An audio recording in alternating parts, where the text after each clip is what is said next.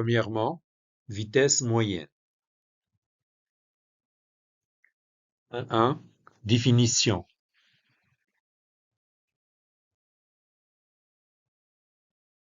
La vitesse moyenne, qu'on note V,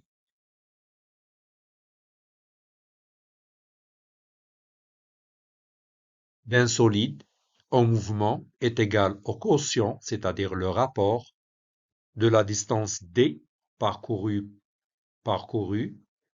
par la durée ou bien le temps t pour la parcourir, c'est-à-dire pour parcourir cette distance d. C'est-à-dire V est égal le rapport distance parcourue sur la durée ou bien le temps.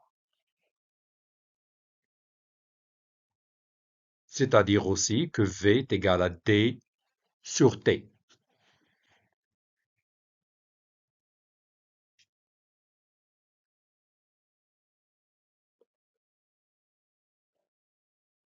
Dans cette relation, on va préciser les unités.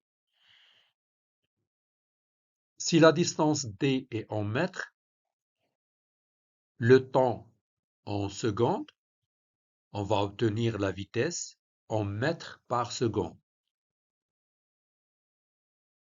Ou bien mètres seconde moins 1. Ce sont les unités dans le système international.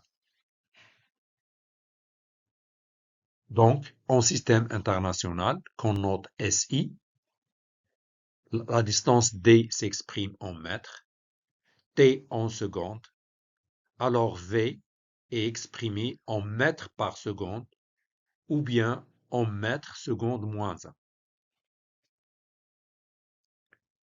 Maintenant, si la distance D est exprimée en kilomètres, le temps en heures, alors la vitesse sera en kilomètres par heure. Ou bien kilomètres heure moins 1.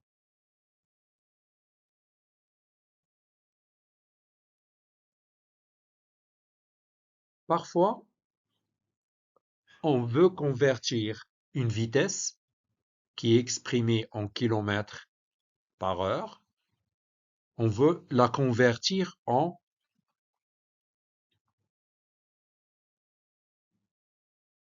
mètres par seconde.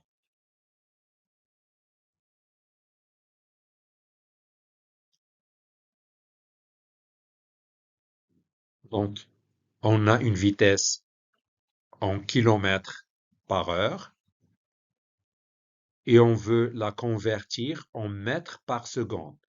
Il suffit de diviser la valeur en kilomètres par heure par 3,6. Si au contraire, on a une vitesse en mètres par seconde et on veut la trouver en kilomètres par heure, il suffit de multiplier par 3,6.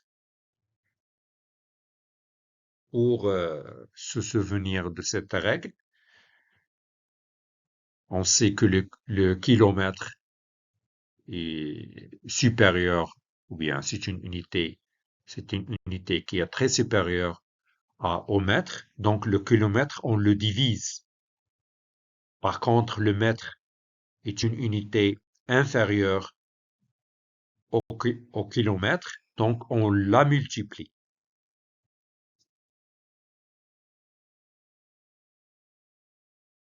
Parfois, la relation précédente V est égale à T sur T. On vous demande de chercher la distance D, ou bien le temps à partir de la même relation. Pour cela, on utilise un triangle, ou bien la règle du triangle, et on utilise la main. Comment? Dans ce triangle, on a D, la distance, la vitesse V et le temps T.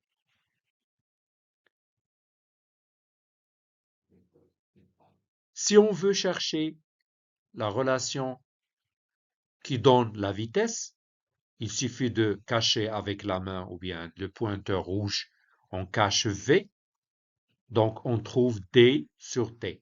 C'est la première relation. Maintenant, on veut chercher D. On cache D, donc on trouve V fois T. C'est la deuxième relation. Parfois, on vous demande le temps T. On cache T avec le pointeur ou bien avec la main. On trouve D sur V. Donc, cette règle nous permet de trouver toutes les relations qui dérivent de la relation mère D égale V est égal à D sur T. On va faire un exercice tout à l'heure sur cette règle. Maintenant, on passe à un premier exercice, exercice 1. Hichem El-Guerrouj a couru 1500 mètres en 3 minutes 26 secondes. Première question. Calculez en mètres secondes moins 1 sa vitesse moyenne au cours de cette course.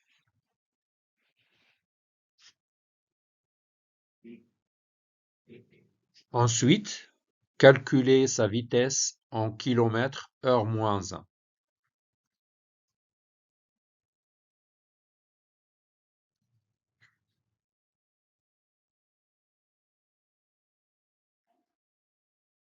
Alors, après un moment de réflexion,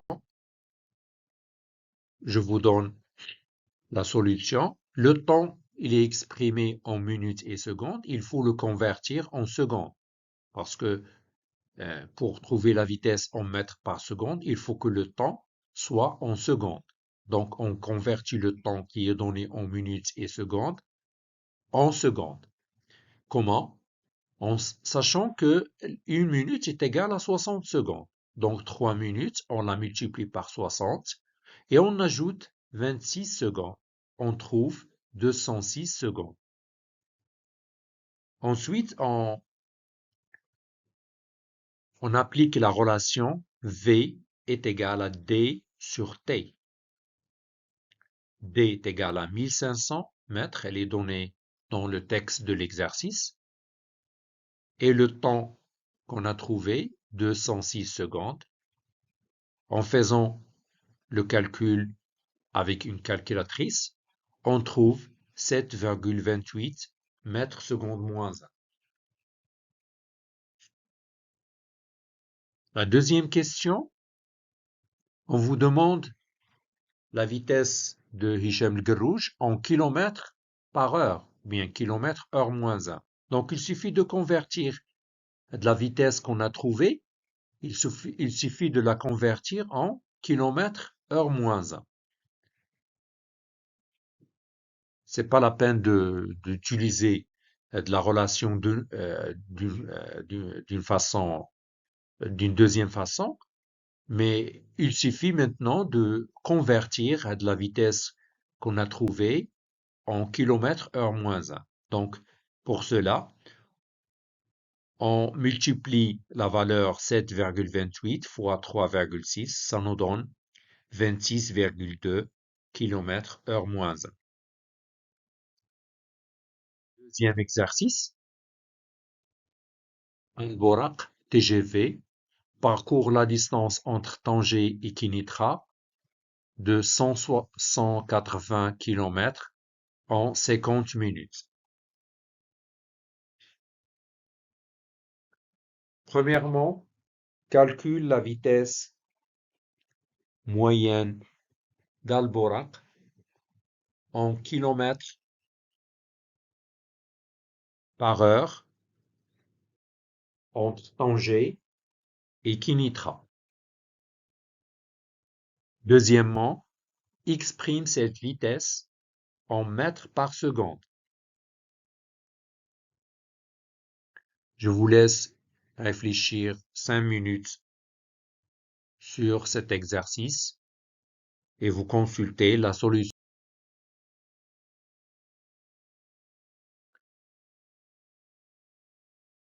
Tout d'abord, on convertit les minutes en heures. Il suffit de diviser 50 minutes par 60. On trouve 0,833 heures. Ensuite, pour trouver la vitesse, on applique la relation V est égal à D sur T est égal à 180 km, la distance entre Tanger et Kinitra, sur le temps nécessaire pour parcourir cette distance, 0,833, on trouve 216 km par heure. La deuxième question, il suffit de convertir et non pas chercher de nouveau la vitesse. Il suffit de convertir la valeur qu'on a trouvée dans la première question. Il suffit de la convertir en mètres par seconde. Pour cela, on divise 216 par 3,6, on trouve 60 mètres par seconde. Le troisième exercice, une automobile roule sur une route rectiligne. L'indicateur de vitesse qui est sur le contour de la voiture, il marque 50 km par heure pendant 5 minutes. C'est-à-dire que le chauffeur conserve cette vitesse, 50 km par heure, pendant 5 minutes. Premièrement, calculer la vitesse de l'automobile en mètres par seconde. Deuxièmement, calculer en mètres la distance parcourue par la voiture pendant 5 minutes. Vous réfléchissez 3 minutes et vous consultez la solution ensuite.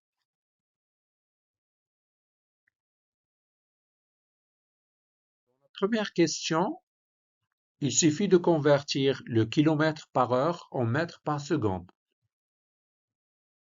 Pour cela, on divise par 3,6, on trouve 13,88 mètres par seconde. Deuxième question, le temps il est donné en minutes,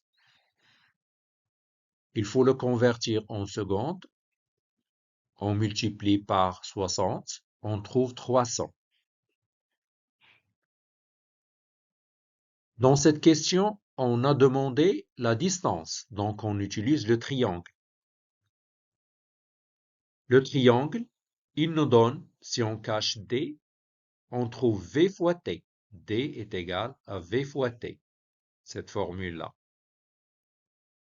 Donc on pose la formule, D est égal à V fois T, et on remplace V par sa valeur trouvée dans la première question, multiplié par le temps, 300, on trouve 4164 mètres.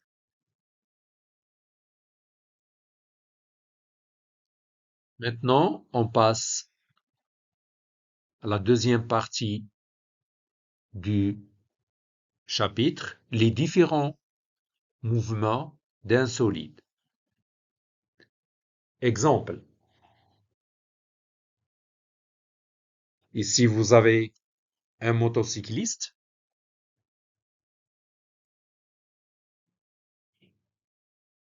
Dans la photo A, il démarre sa moto.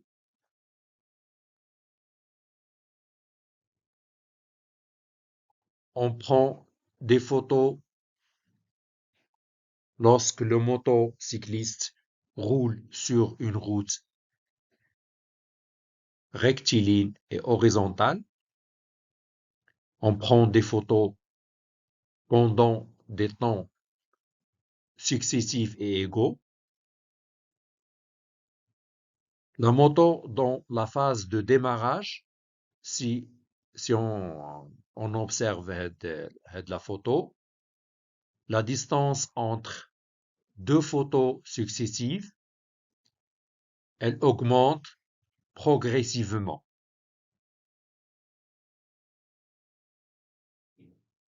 Alors, dans ce cas-là, la moto accélère.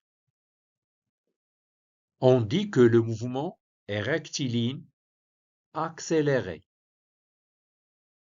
Le mouvement est rectiligne parce que la route est rectiligne. Et le mouvement est accéléré parce que les distances entre les photos, elles augmentent au cours du temps. Ensuite, le motocycliste, il conserve la même vitesse. Après le démarrage, il conserve une vitesse, par exemple 20 km par heure. Si on prend des photos du motocycliste lorsqu'il roule sur cette route horizontale et rectiligne, on observe que la distance entre deux photos reste la même. Ce genre de mouvement, on l'appelle un mouvement rectiligne uniforme. Il est rectiligne parce que la route est rectiligne et uniforme parce que les distances entre les photos, elle est constante, elle ne varie pas. Ensuite, dans la photo C, le motocycliste veut freiner, il veut s'arrêter. C'est pourquoi il utilise les freins de la moto. On prend des photos successives du motocycliste. On constate que la distance entre deux photos successives, elle diminue au cours du temps. On dit que la nature du mouvement dans ce cas-là, c'est un mouvement rectiligne retardé ou bien ralenti. C'est un mouvement rectiligne parce que il roule sur une route rectiligne horizontale et elle est retardée parce que la distance entre deux photos, elle diminue au cours du temps.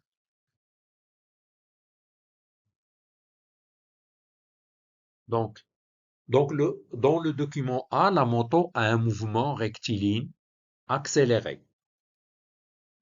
Dans le document B, la moto a un mouvement rectiligne uniforme. Et enfin, dans le document C, la moto a un mouvement rectiligne retardé ou bien ralenti. Conclusion. Alors, quand est-ce qu'on dit qu'un solide a un mouvement rectiligne accéléré? Alors, un solide est en mouvement accéléré si les distances parcourues par le solide pendant les durées successives augmentent. Il augmente.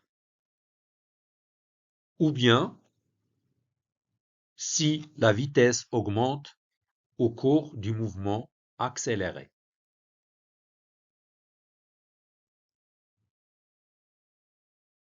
Pour le mouvement uniforme.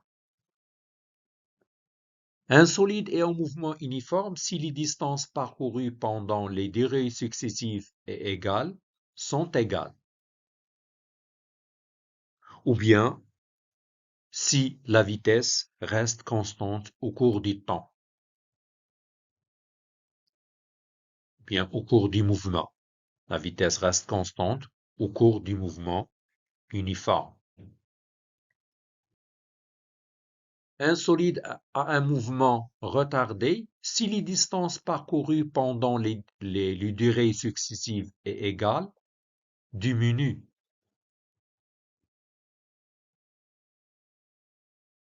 ou bien si la vitesse diminue au cours du mouvement retardé. Maintenant, on va voir un tableau qui résume les trois sortes de mouvements.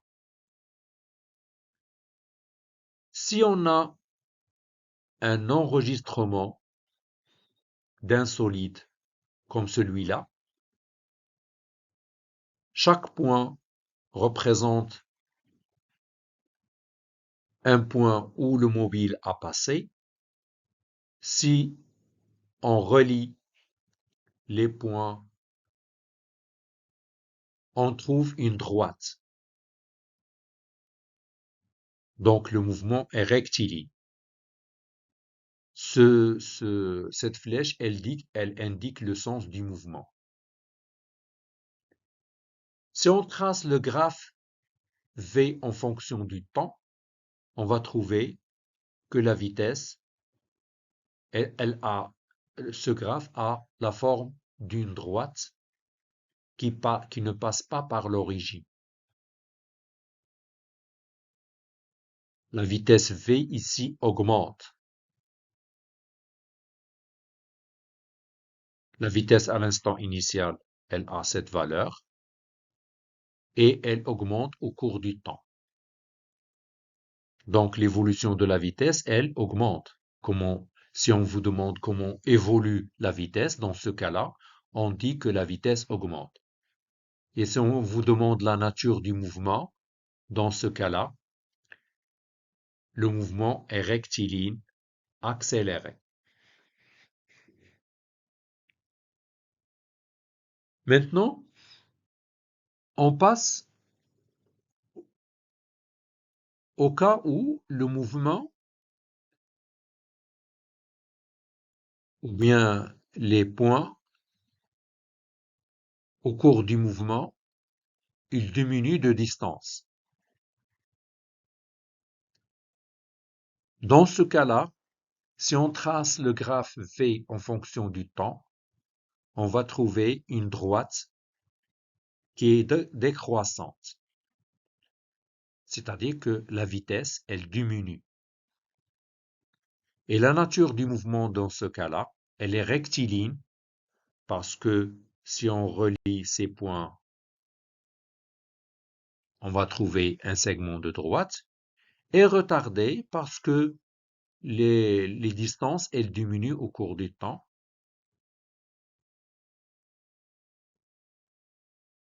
Enfin, si les points enregistrés conservent la même distance entre eux,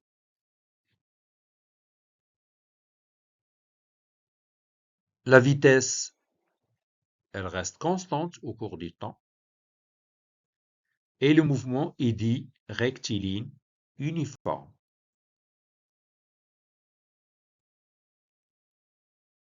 Maintenant, on passe à une remarque. Lorsqu'on vous demande la nature du mouvement d'un solide, il faut préciser non pas la nature de la trajectoire, mais aussi la nature du mouvement. Comment? La nature de la trajectoire, il faut dire est-ce qu'elle est rectiligne, ou bien circulaire, ou bien curviligne. Pour la nature du mouvement, il faut dire est-ce qu'il est accéléré, uniforme, ou bien retardé. Donc, il faut préciser la nature de la trajectoire et aussi la nature du mouvement. On va passer à un exercice.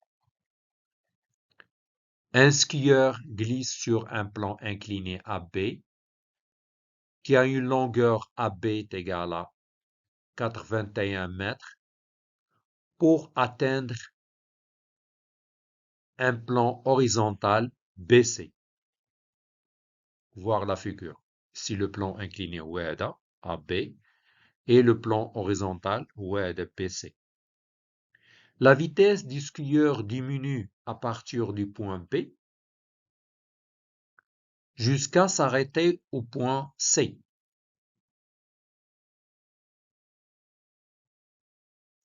Premièrement, calculer la vitesse moyenne durant le parcours AB en mètres par seconde, puis en kilomètres heure moins 1, sachant que la durée du parcours est t égale 6 secondes. Deuxième question, quelle est la nature du mouvement du skieur sur le plan BC? Alors, on a terminé le vidéo d'aujourd'hui. On verra dans la deuxième partie du chapitre la solution de cet exercice. À bientôt.